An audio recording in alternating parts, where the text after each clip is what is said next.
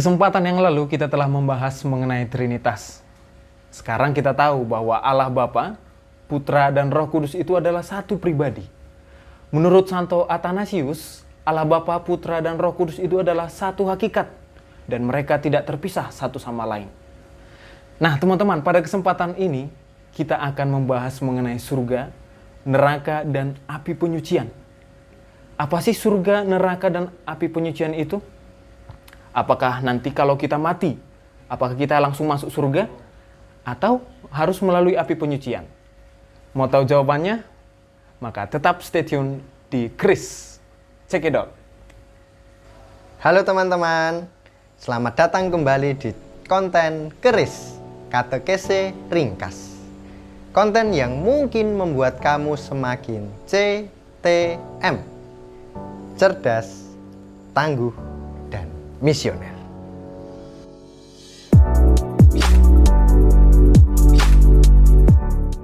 Pertama, surga.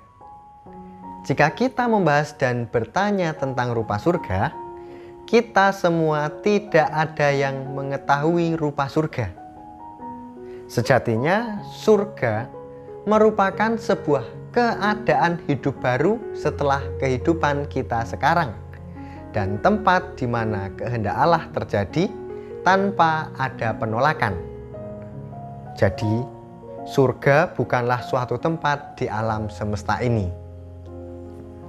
Dalam agama Yahudi, surga selalu dibandingkan dengan kerajaan Allah, sehingga umat Yahudi menantikan Tuhan Yesus Kristus sebagai juru selamat yang akan mengubah tubuh kita yang hina ini menjadi serupa dengan tubuhnya yang mulia.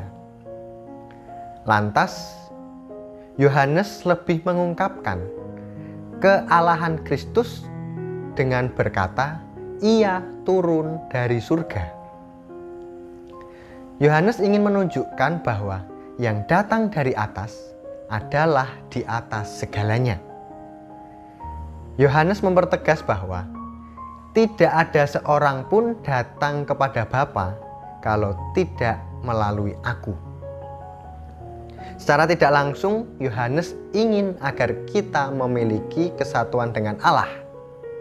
Dengan demikian, kita tahu bahwa surga mencakup dua hal, yakni Allah dan kesatuan dengannya. 2. Neraka. Kalau surga merupakan sebuah kesatuan dengan Allah, maka neraka merupakan keterpisahan dengan Allah. Kita perlu ingat bahwa tanpa Allah, orang tidak dapat hidup bahagia atau tidak mendapat keselamatan yang berasal darinya. Oleh karena itu, hidup tanpa Allah atau keterpisahan dengan Allah adalah maut. Dalam Wahyu bab 2 ayat 11 dikatakan bahwa siapa bertelinga hendaklah ia mendengarkan apa yang dikatakan Roh kepada jemaat-jemaatnya. Barang siapa menang, ia tidak akan menderita apa-apa oleh kematian yang kedua. Kematian kedua yang dimaksud oleh Wahyu adalah neraka. 3. Api penyucian. Jika kita telusuri dari bahasa resmi gereja, api penyucian hanya merujuk pada kata purgatorium yang berarti penyucian. Yang dimaksud dari kata tersebut adalah tahap akhir dalam proses pemurnian pada perjalanan kepada Allah. Sejak kematian itulah manusia mulai mengalami masa pemurnian. Nah, pertanyaannya, mengapa kita perlu mendoakan orang-orang yang ada di api penyucian? Karena pemurnian itu lebih pada kesiapan seseorang menghadap Allah. Umat beriman yang berdoa bagi mereka yang ada dalam api penyucian bertujuan untuk menunjukkan suatu persekutuan iman. Selain itu, dua umat beriman juga bertujuan untuk membantu dan mengantar mereka menuju kesiapan perjalanan menghadap Allah. Api penyucian bukanlah neraka sementara.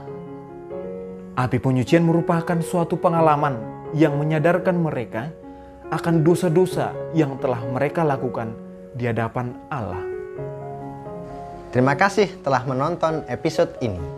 Semoga kamu semakin CTM, cerdas, tangguh, dan misioner.